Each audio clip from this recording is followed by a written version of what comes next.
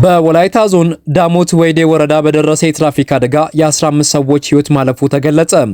የትራፊክ አደጋው በዛሬው ዕለት አመሻሽ አካባቢ መኪናው ፍሬን በመበጠሱ ምክንያት በወረዳው በዴሳ ከተማ ውስጥ በሚገኘው ደዴሳ ወንዝ ተገልብጦ የደረሰ መሆኑም ተገልጿል።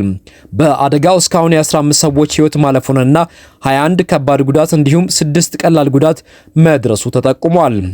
በአደጋው ጉዳት የደረሰባቸው ሰዎችም በኦቶና ሆስፒታል ሕክምና እየተደረገላቸው መሆኑም ተመላክቷል። 46 ሰዎችን ያሳፈረው መኪና ከአርባ ምንጭ ዝጊቲ አቦ ዓመታዊ ንግስ በዓል እየተመለሱ የነበሩ የሻሸመኔ ከተማ ቅዱስ ሚካኤል ቤተክርስቲያን ወጣቶችን የያዘ እንደሆነም ከወረዳው ያገኘነው መረጃ ያመላክታል።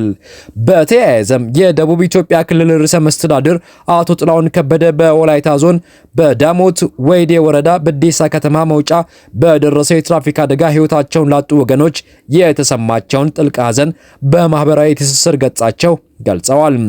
አቶ ጥላሁን በአደጋው ህይወታቸው ያለፈ ወገኖችን ነፍስ ፈጣሪ በአጸደ ገነት ከደጋጎቹ ጎን እንዲያሳርፍልን እመኛለሁ፣ ለወዳጅ ዘመዶቻቸው ሁሉ መጽናናትን እመኛለሁ በማለት ገልጸዋል።